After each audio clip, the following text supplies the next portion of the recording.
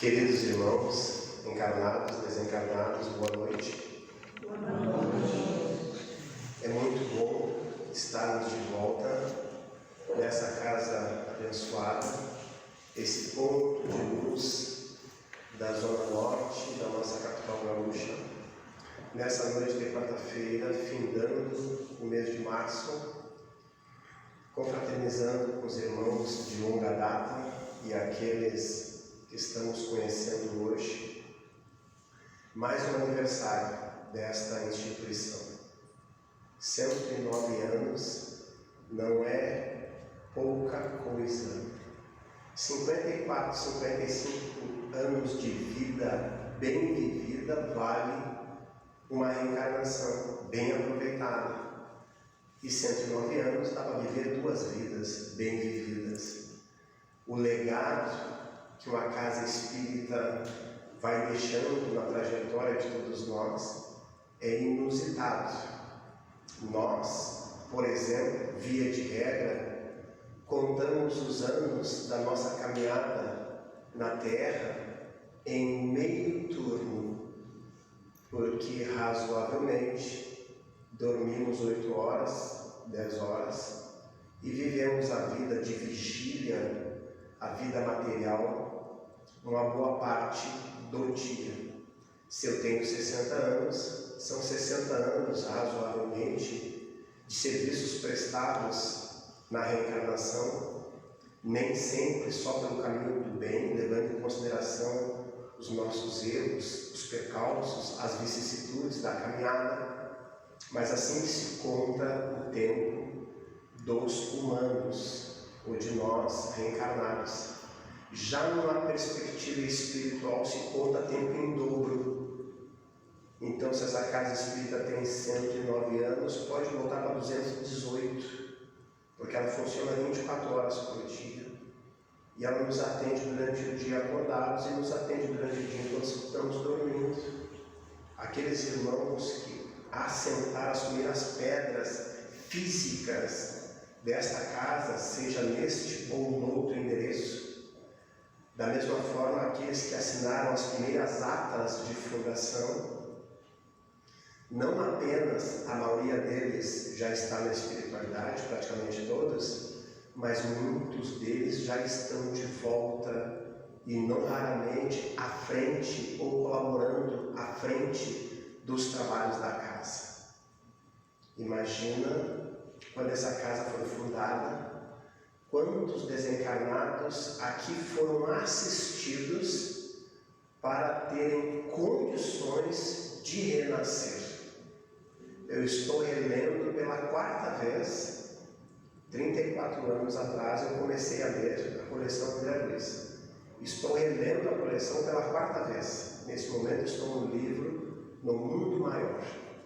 E é maravilhoso a gente rever e enxergar coisas que já estavam lá e tinha passado despercebido porque a gente não tinha maturidade, não tinha percepção, não tinha um conhecimento mais ampliado da doutrina, e agora a gente consegue enxergar.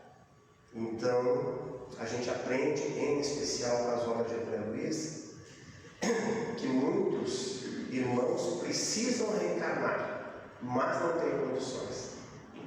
E o não ter condições, às vezes, passa por uma questão que parece simples no falar, mas que é extremamente complexo no praticar, que é a questão do perdão, né? Se a gente muitas vezes participa do nosso próprio funeral sem conseguir perdoar, ou sem conseguir o perdão daqueles que estão junto no nosso funeral, é bem diferente quando a gente vem de lá para cá. Se a gente não se predispuser minimamente ao perdão, não dá para nascer de novo. E a casa espírita, meus queridos irmãos, é esta aduana de fronteira que divide os 2 países, o plano físico e o plano espiritual. É a melhor Paduana, que tem a casa espírita, porque se a gente tiver a oportunidade de passar pela casa espírita durante o planejamento da nossa nova vida, certamente nós vamos renascer em condições melhores. E, portanto, ao longo de 109 anos, quantas pessoas reencarnaram em melhores condições graças à assistência do Dom Tomé Instituição. Da mesma forma que a casa espírita também nos ajuda muito para viver a vida do aqui e agora e nos prepara para voltar para casa na espiritualidade. E, portanto, quantas pessoas retornaram à espiritualidade em condições melhores graças à assistência, o amparo, o consolo e a orientação do Dom Tomé Instituição. É certo que a nossa plateia triplica em relação àquele número de pessoas que nós visualizamos com os olhos físicos, que são os espíritos agradecidos pelo amparo que aqui receberam e recebem. E nós somos muito gratos também, como falou nossa irmã na abertura, por termos um dia encontrado as portas dessa casa abertas, que nos acolheu e nós efetivamente conseguimos aquilo que a frase decorada é dita aqui na frente, que os irmãos possam encontrar aqui aquilo que vieram buscar. Nós encontramos, tanto que estamos aqui, mais fortes, com a nossa fé mais fortalecida, com a nossa esperança aumentada em dias melhores. Parabéns à instituição e todos nós que de uma forma ou de outra fizemos parte dessa história registrada nos anais da espiritualidade e também no plano físico. Eu fico muito feliz por ter sido escalado, convocado para participar de mais um mês da Dom Tomé. Já tem mais de 20 anos que eu participo das atividades desta casa e eu estava com saudades. Na noite de hoje, então, nós vamos refletir um pouco sobre esse tema proposto, o legado espiritual da pandemia. Vamos iniciar esta reflexão fazendo uma comparação da pandemia com a família. Numa família, pais e filhos, quando os pais morrem e seus respectivos espíritos retornam à espiritualidade, fica alguma coisa para os filhos, que a gente chama de herança. Tem a herança boa e tem a herança ruim. O que é a herança boa? Dinheiro, patrimônio, bens. A herança boa. O que é a herança ruim? Dívidas, dor de cabeça, problemas, disputas judiciais, empresa quebrada. É a herança ruim que fica para os filhos. Em se tratando de herança boa, dificilmente nós vamos identificar num grupo de filhos alguém que diz assim, ó, eu abro mão da minha parte. Geralmente as pessoas falam assim, ó, 20% eu tenho direito, nem um centavo a menos. E as pessoas peleiam cada centavo e cada metro de chão pela herança que os pais deixam. Herança, portanto, é algo material. Mas nós queremos falar de legado. E legado não é material. Legado é referência. história de vida, base, norte, é legado. E queremos falar do bom legado que os pais deixam para os filhos. Diferentemente de herança boa, onde 99% não abre mão da sua parte de direito na herança, o legado já é diferente. Porque às vezes os pais deixam um bom legado de exemplo de postura de ética, de dignidade.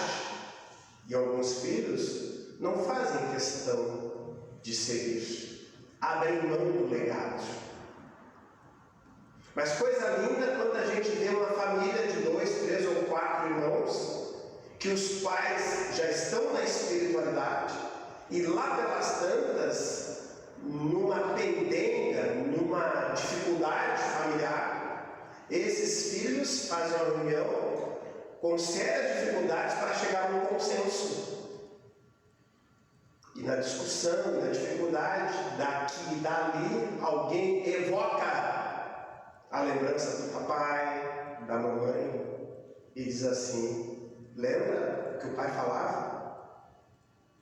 Não é assim que a gente deve fazer, isso não é o correto. O que a mãe nos ensinou?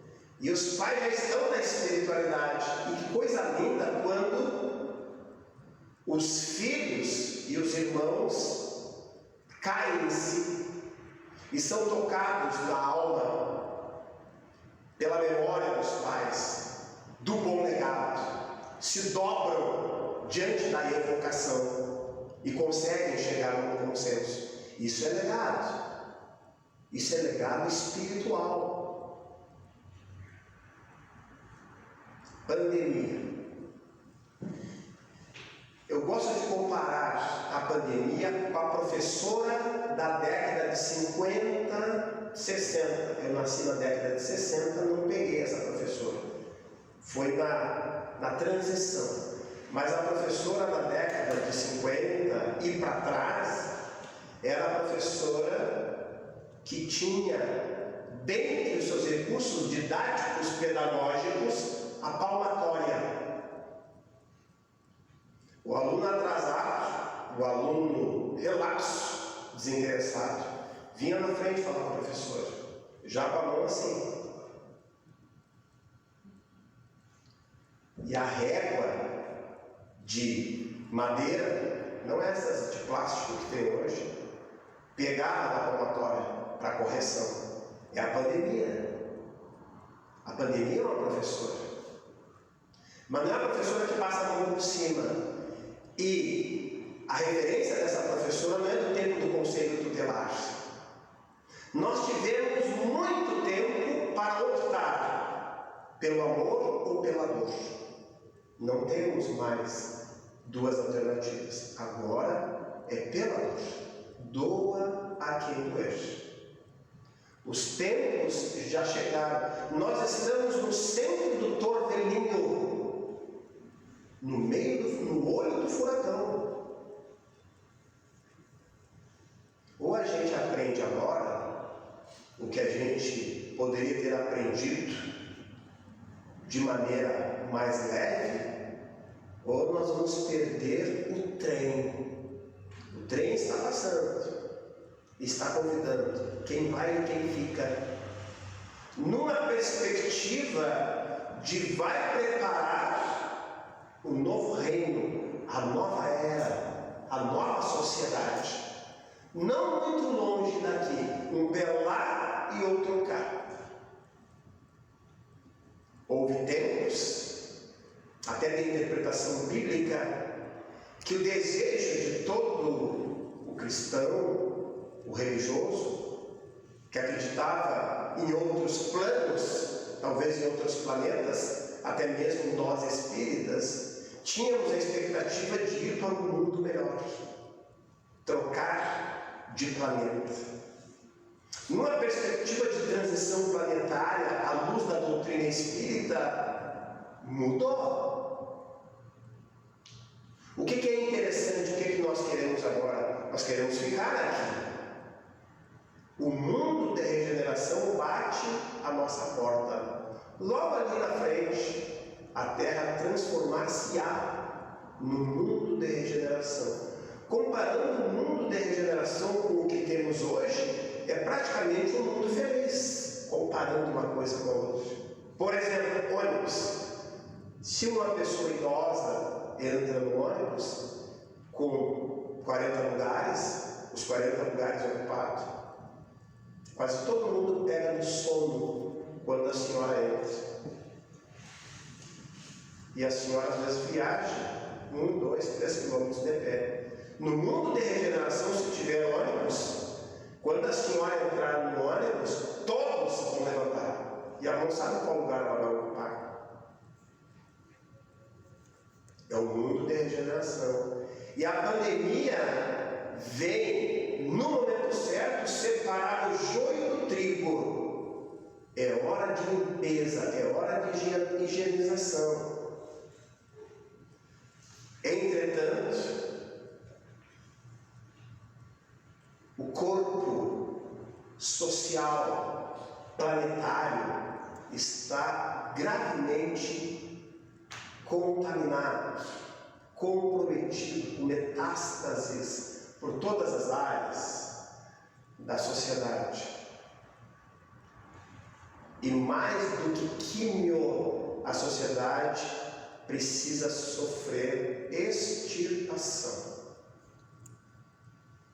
É dor cortar na carne, na acepção do termo. Um pé lá e outro cá significa que esse trem que passa nesse momento, chamando e convocando, é para que a gente tome mão da charrua, prepare melhor essa terra para poder ganhar o cupom de permanência. Na terra regenerada só vai ficar quem colaborar com a transformação disso que nós temos hoje. E, portanto, cabe refletir sobre o legado da pandemia que está dando a Deus. A pandemia já era. Sabe por que a pandemia acabou? Porque veio a guerra. E a pandemia, com objetivos pedagógicos e espirituais, fez o seu papel. Um baita no estrago. Dor, sequela, perdas, prejuízos econômicos, quebradeira de empresas, desemprego, medo, tensão, desestruturação familiar. E veio a guerra. Outra professora cruel. Enquanto isso, o que nós estamos fazendo? O que a gente tem a ver com isso? Ah, mas o que eu tenho que ver com isso? Eu não perdi ente querido, não peguei a Covid, peguei leve, não fiquei com sequela, estou de boa, não perdi o meu emprego. O que eu tenho a ver com isso? Bom, essa é a chave, né? Essa é a chave da referência do mundo de regeneração. Tudo tem a ver com todos. Nós fizemos parte de um todo coletivo. Olha a lei de sociedade, das leis morais que a gente estuda no Espiritismo. Nós somos seres gregários. Nascemos numa micro-sociedade chamada família. E vamos nos multiplicando e se espalhando pelo mundo. Eu e aquela mulher simpática que está ali sentada temos meia dúzia de negrinhos. Ainda bem que é só negrinhos, não ia dar problema. Um nos Estados Unidos, outro na Austrália, um na Onda do Pinheiro, outro na Cidade Baixa, 2 em Guaíba. Estão espalhados pelo mundo. 4,5 metros, 4 já caminhando e 1 dentro da barriga. 5 noras, um genro, e está se espalhando. Nós éramos 8, agora somos 19. Quem é essas pessoas? São as pessoas que nasceram em um pequeno núcleo familiar e estão se espalhando pelo mundo. Pode ser perto, pode ser longe, mas a nossa família influencia a sociedade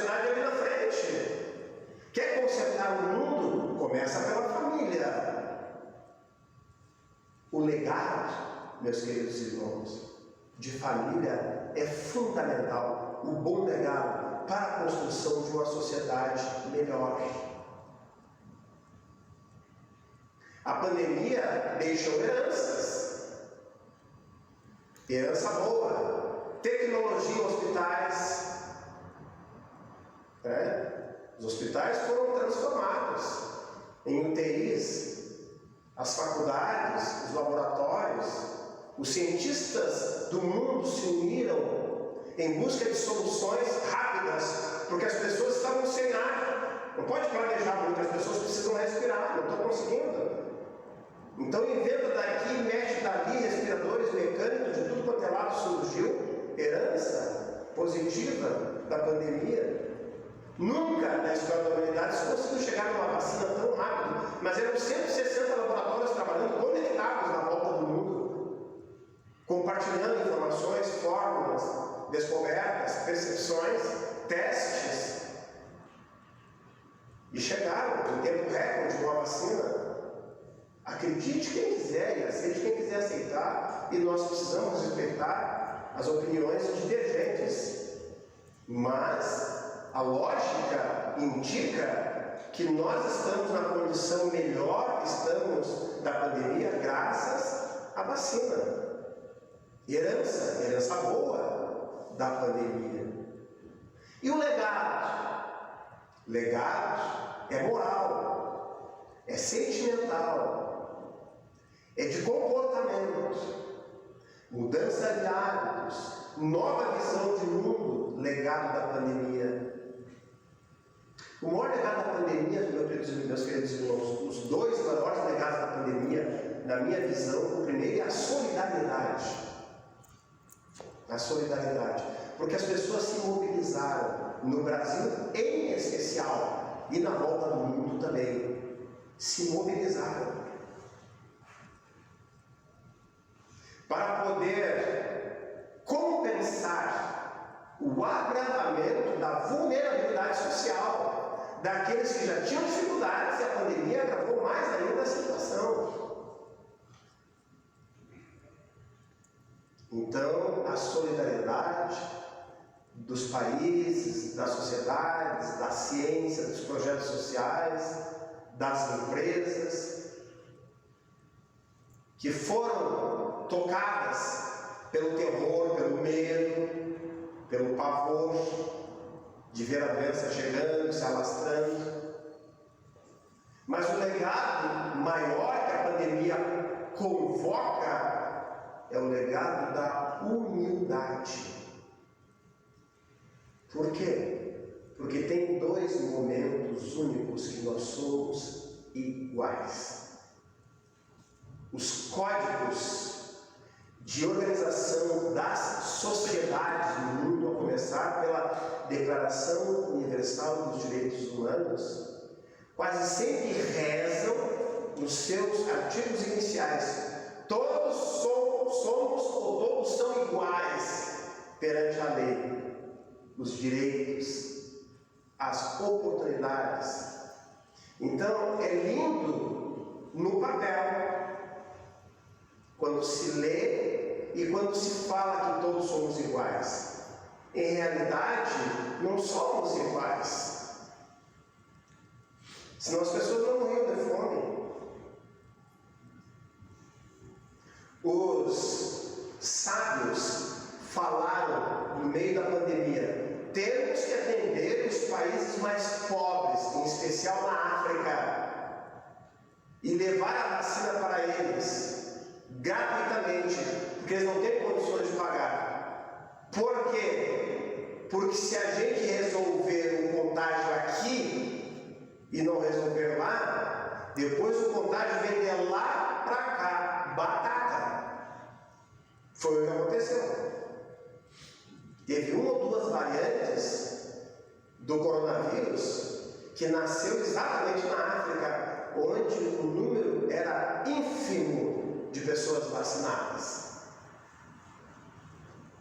E isso deixa uma mensagem: se eu quiser estar protegido, se eu quiser estar seguro, Se eu quiser ficar ileso, eu preciso cuidar do outro. Tem dois momentos que nós somos iguais: no velório nosso e na dor. Se pegar o homem mais poderoso do mundo e a pessoa mais rica da sociedade e acompanhar o comportamento dela numa emergência hospitalar com falta de ar, igual ao miserável que não tem o que comer quando falta o ar, quando vem a luz.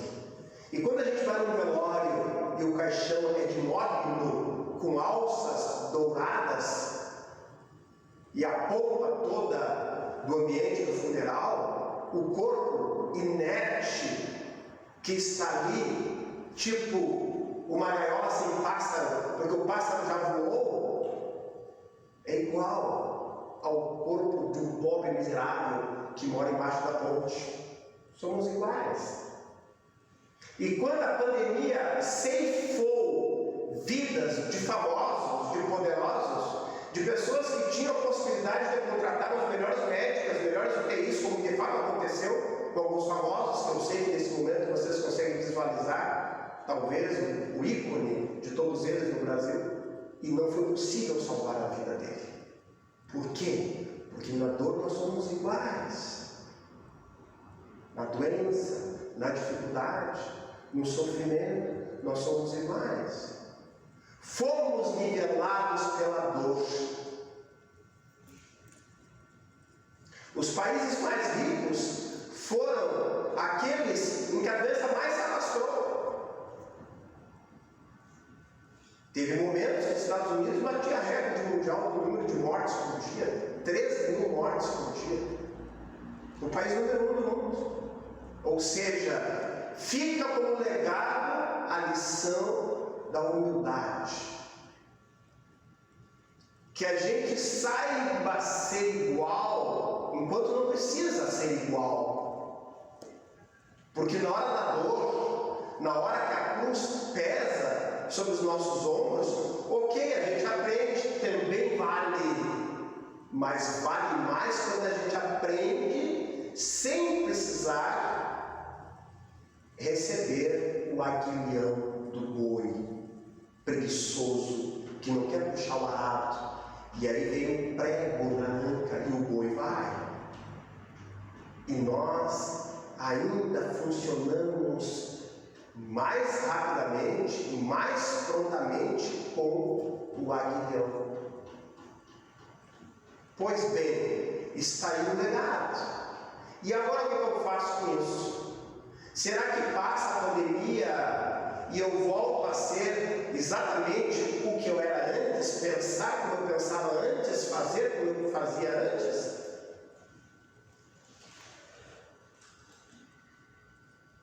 Não é isso que se espera. E a guerra? Como estamos sentindo a guerra? É impossível não chorar diante das cenas dos idosos, das parturientes, das crianças sem pais no território ucraniano, 4 milhões de refugiados que viviam confortavelmente nos seus lares e foram expulsos pelos mísseis, pelas bombas, e o número de mortos. E os soldados russos abandonando os tanques e entrando na floresta porque não querem lutar, não querem matar e não querem morrer. E nós, assistindo a tudo isso, o que a gente tem a ver com isso? O que eu faço com isso? Eu choro, me emociono, me comovo. Só? Não, é preciso mais. É preciso mais. Porque nós não estamos no território da guerra e dá para aprender EAD, educação à distância. Não precisa estar lá e não precisa a guerra vir para cá para aprender. Até porque no nosso dia a dia, na intimidade dos nossos lares, tem muitas guerras. consultório de psicologia, hoje, à tarde, atendi um jovem de 16 anos e dizia assim para mim: a minha casa é uma guerra e eu não quero mais ficar lá, eu quero fugir daquele ambiente, porque é um ambiente nocivo, é uma guerra, é uma batalha constante e eu me sinto mal lá.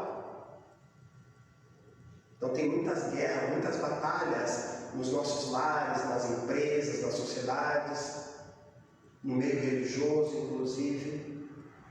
Então é importante a gente pegar o legado dessas tragédias, longe fisicamente, e trazer para perto emocionalmente, espiritualmente, didaticamente. Traz para perto, puxa para cima.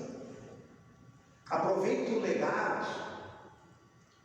Eu ouvi um homem de projeção da Ucrânia, um embaixador, que estava fora da Ucrânia, e quando começou a guerra, ele voltou para a Ucrânia. E perguntaram para ele: qual é a sua avaliação sobre essa guerra? De prejuízos, de coisa negativa, e se é que o senhor pensa que tem alguma coisa positiva, a gente gostaria de ouvir. O repórter questionou esse embaixador e ele disse assim: dificilmente a guerra traz alguma coisa de bom para nós. É dor, é sofrimento, é perdas, a destruição das cidades, mas tem uma coisa positiva que dá para se tirar de proveito e reflexão, disse o homem. E eu fiquei encantado de ouvir a resposta dele. Ele disse assim: os nossos irmãos europeus agora precisam abrir as portas e as fronteiras para acolherem os refugiados da Ucrânia, porque nesse momento a gente consegue perceber que absolutamente ninguém está livre de uma hora para outra virar refugiado. Isso é profundo. E isso é verdade. Então, se acontece no vizinho, se acontece lá em Cachoeira, se acontece lá no Rio de Janeiro, parece tão longe, né? Sabe qual é a diferença entre o sábio e o homem comum? É que o homem comum, no sentido de gênero humano, o ser humano comum, ele aprende 90% do seu crescimento, do seu desenvolvimento, sofrendo, chorando, caindo, se arrebentando, levando na cabeça. O homem comum, 90% ele aprende assim. 10% quando a coisa é muito crítica, ele aprende observando o outro passando pelo sofrimento. O sábio é diferente. O sábio aprende 90% olhando o erro dos outros. Mas o sábio no mundo ainda não é perfeito. Então lhe sobra 10% para aprender com seus próprios erros. Por isso nós estamos a caminho da sapiência, para crescer, para aprender. E aprender sem precisar sofrer. Por que tem que sofrer tanto? Esse é um legado. Que a pandemia, que a guerra, que o sofrimento, que as perdas discretas no seio da sociedade assolam diariamente e que não vão para a mídia, que não se projetam socialmente, mas tem as tragédias particulares, os infortúnios ocultos do Evangelho. Nós não estamos livres desses infortúnios, mas é necessário que a gente também se movimente para ir ao encontro do infortúnio alheio. Os benfeitores espirituais diuturnamente estão nos cuidando, nos protegendo, nos inspirando, nos defendendo, evitando que a gente se arrebente nas dificuldades do dia a dia. Quando a gente chega a cair e se arrebentar, pode ter certeza que os amigos espirituais esgotaram todas as suas possibilidades, Nós não estamos num mundo avulso, a esmo, a deriva, nem o planeta e nem os indivíduos. Quando partimos da colônia espiritual rumo à gestação da futura mamãe, o nosso anjo de guarda assina um contrato. Na nossa saída de lá, assina um contrato. Cuidarei dessa criatura 24 horas por dia até ele voltar para a espiritualidade. Eu fico muito consternado com o meu anjo da guarda, porque em 60 anos eu dei um baile nesse camarada. Mas ele é de fé, não me abandona e não abandona nenhum de nós. Às vezes queremos selecionar as pessoas que nós vamos conviver ou as pessoas que vão conviver com os nossos entes queridos, em especial os nossos filhos. Cuidado com o excesso desta seleção. Cuidado. Houve tempo lá atrás, na melhor das intenções, se dizia cuidar das más companhias, que as más companhias levam as pessoas para o caminho errado. Depende, cuidado, equilíbrio, caminho do meio. Os nossos filhos foram criados na comunidade, na vulnerabilidade social, no meio do furacão, da droga, da violência, da criminalidade lá em Guaíba, né? E os meninos da comunidade, da volta, vizinhos, iam lá na nossa casa brincar com os nossos filhos. E a gente ficava de olho, às vezes um pouco preocupado, e optava, não, deixa eles ficarem aí, eles estão num local protegido, estão num local seguro. Né? É um erro pensar que a gente separa os bons ou os potencialmente bons dos maus ou potencialmente maus. É um erro, é um erro. Não vale mais assim, tão radical, me diga com quem andas e eu te direi quem és. Não vale mais assim, tão verdadeiramente. Me diga o que pensas, me diga o que sentes, me diga o que buscas, eu te direi quem és. E não faz muita diferença com quem tu andas. Porque às vezes é necessário abrir as portas do coração, da tua própria residência, do teu espaço, para esses que têm a potencialidade de se perderem. Faz a base boa da tua família, um porto seguro, e pode acolher. Desses meninos da volta que brincavam com nossos, tem todas as vertentes. Tem muitos que morreram, assassinados, tem presos, tem dependentes químicos de droga e tem vencedores, vitoriosos. E eu digo isso para que a gente se dê conta que o nosso anjo da guarda tome o caminho que a gente tomar, ele não nos abandona. E nem sempre tomamos o melhor caminho. E ainda assim não nos abandona. E por que às vezes nos sentimos no direito de abandonar o companheiro, o irmão, o amigo, que foi pelo caminho errado? Tomara que se exploda. Claro, cuidado, muito cuidado. Entre outras profissões, eu também sou bombeiro aposentado da Brigada Militar. Nessa história de sapiência, que é a biografia da minha caminhada de 60 anos, eu exerci perto de 25 profissões. Dentre elas, eu sou bombeiro, fui policial também, né? Então, como bombeiro, a gente, quando faz a solenidade de formatura, a gente faz o juramento assim: eu prometo salvar vidas nos incêndios, nos mares, nos pontos de risco, mesmo com o sacrifício da própria vida. Mas só que durante o curso a gente aprende como fazer isso com técnica. Então, se tem um incêndio e o bombeiro chega e entra assim a moda Miguelão no incêndio, ele morre, aí é 2 vítimas.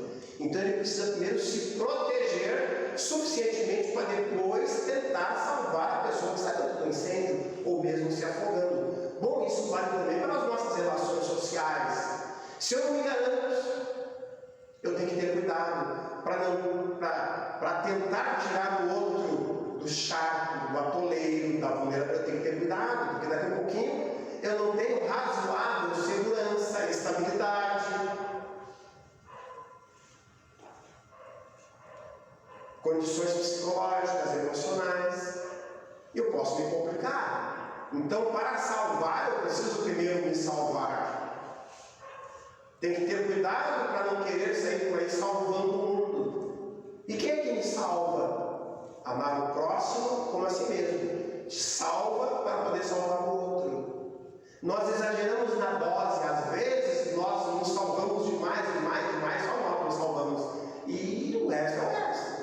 E às vezes só olhamos para o outro e esquecemos de nós.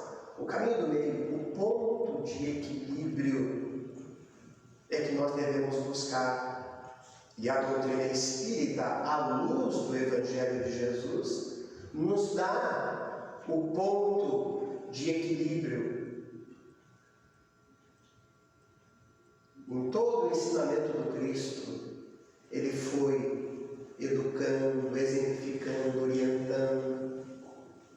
Não julgueis para não seres julgados. Aquele que tiver sem pecado, atire a primeira pedra.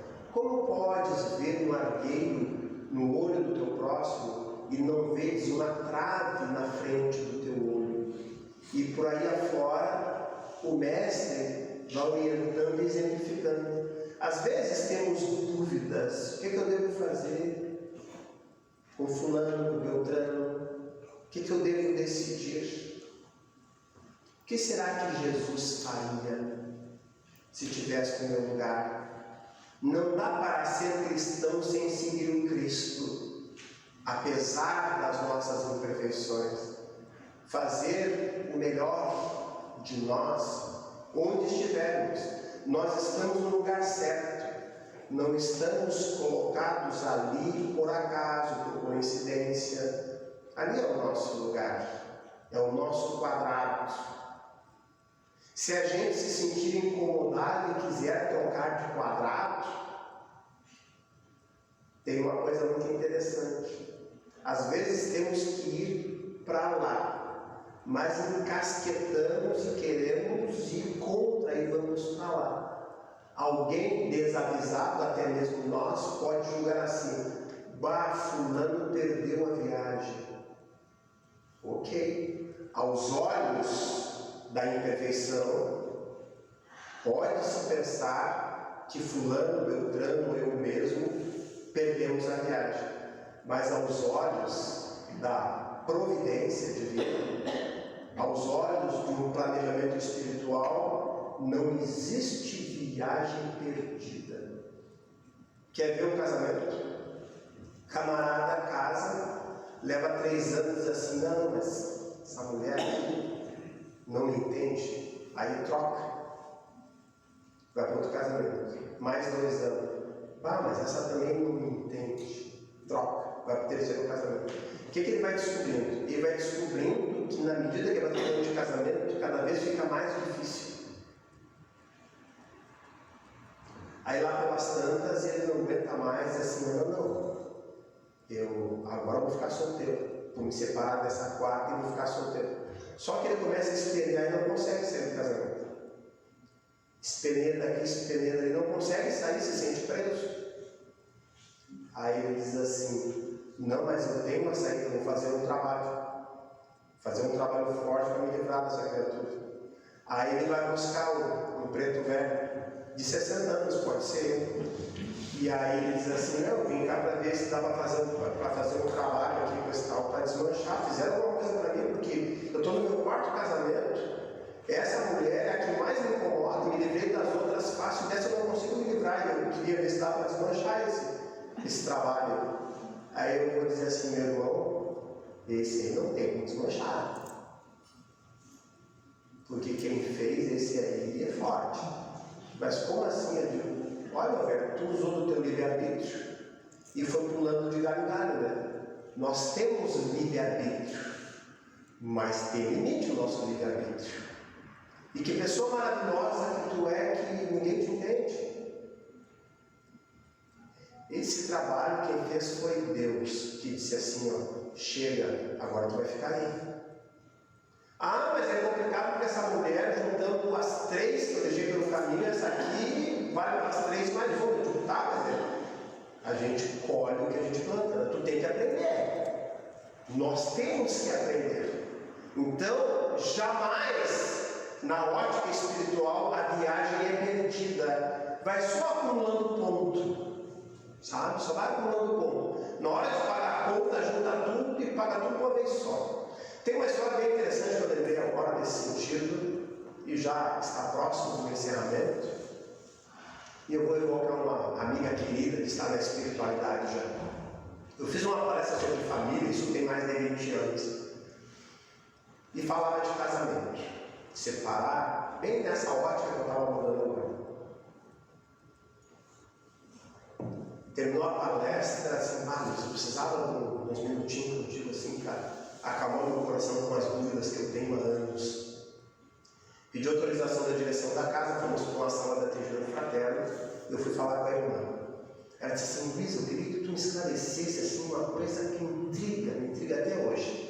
Casei muito jovem, apaixonada, tive 2 filhos, mas logo no início, ali pelo 2º ano de casamento, eu descobri que meu marido era alcoólatra. E eu disse assim, mas eu não posso ficar com esse homem alcoólatra.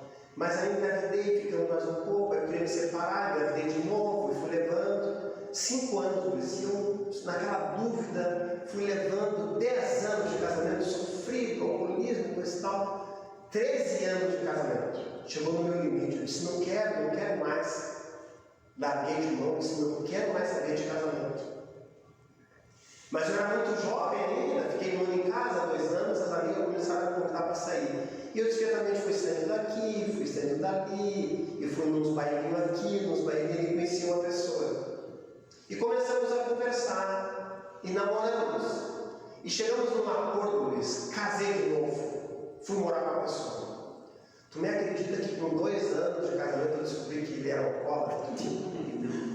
Luiz do céu! Pensei comigo, mas ninguém merece, eu não vou ficar nesse casamento. Levei 5 anos de casamento, Luiz. Digo, meu Deus, não consigo sair desse casamento.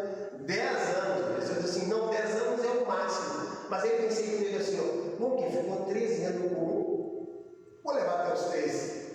13 anos, Luiz. Horrível, sofrimento, digo, não quero mais.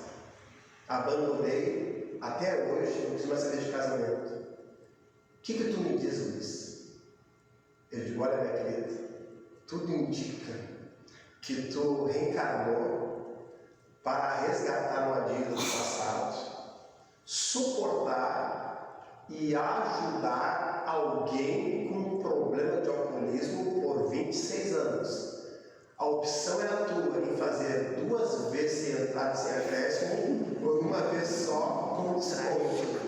Ela morreu de rir, encerramos. E uma história que me fez aprender mais um pouco sobre essa coisa de karma. Claro, cuidado com o karma, né?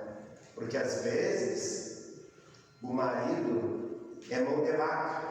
E sempre que a mulher pede dinheiro, ele fica com a metade da nota agarrada nas unhas. E a mulher diz assim, esse homem é meu karma.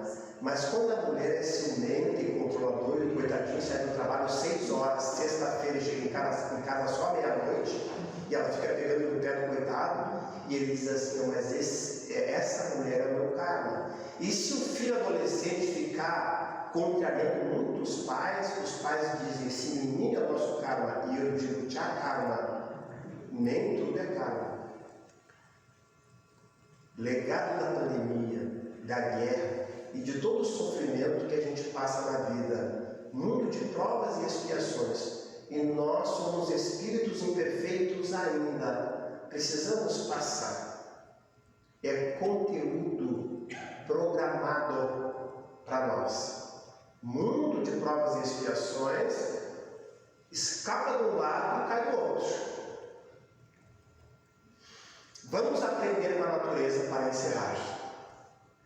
Se a gente observar atentamente e copiar a natureza, a gente não erra nunca, porque a natureza é a assinatura de Deus, é a perfeição. Vejamos a ostra, um molusco marinho conhecido por produzir a pérola.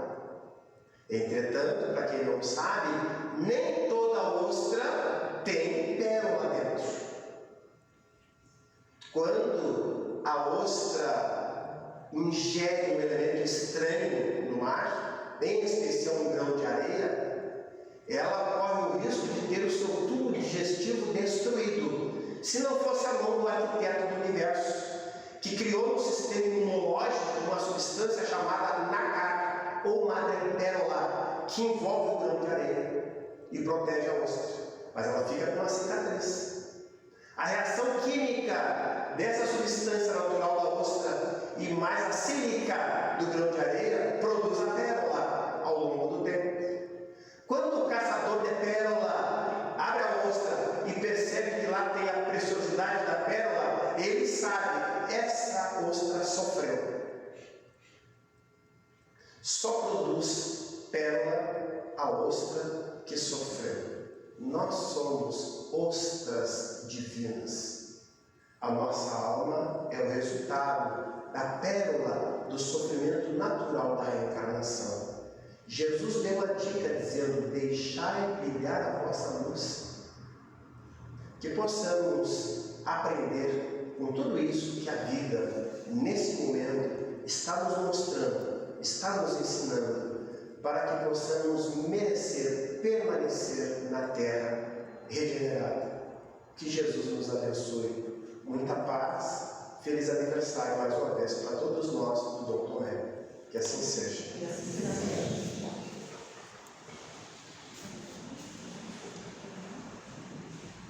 Diante de tantas dádivas recebidas nesta noite, só nos resta agradecer.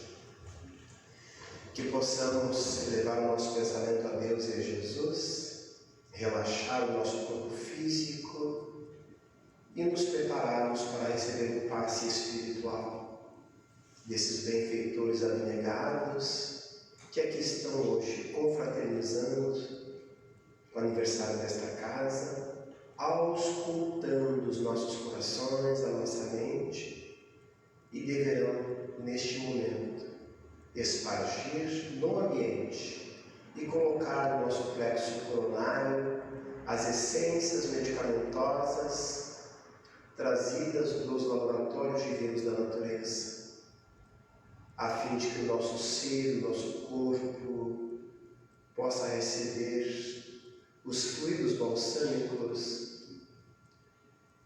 que nos aliviam a angústia, que saram as nossas feridas, que acalmam a nossa preocupação. Obrigado, Senhor, por tudo que esta vida tem nos proporcionado de aprendizado, de crescimento e de todos os dias que a gente pode acordar e viver o equivalente a uma nova vida, uma nova oportunidade. Unamos as nossas vozes às vozes do infinito. Tudo ora, tudo celebra a alegria de viver, desde o átomo que se agita na luz até o astro imenso que flutua no éter. A adoração dos seres forma um concerto prodigioso que se expande pelo espaço infinito e sobe a Deus. A saudação dos filhos ao Pai é a homenagem prestada pelas criaturas ao nosso grande Criador.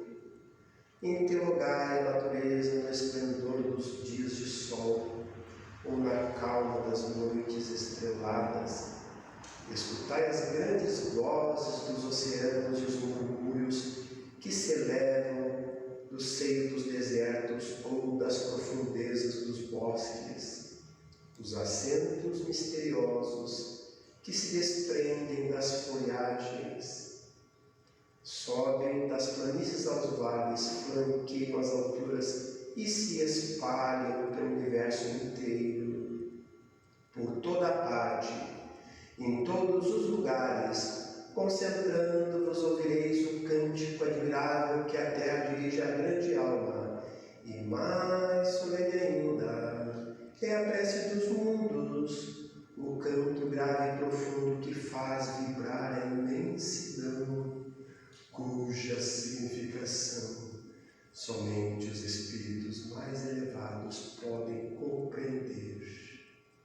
Unamos, pois, meus queridos irmãos, as nossas vozes às vozes do infinito. Deixemos Jesus tomar conta dos nossos corações e digamos a uma só voz: muito obrigado, Senhor. Muita paz, meus irmãos. Que assim seja.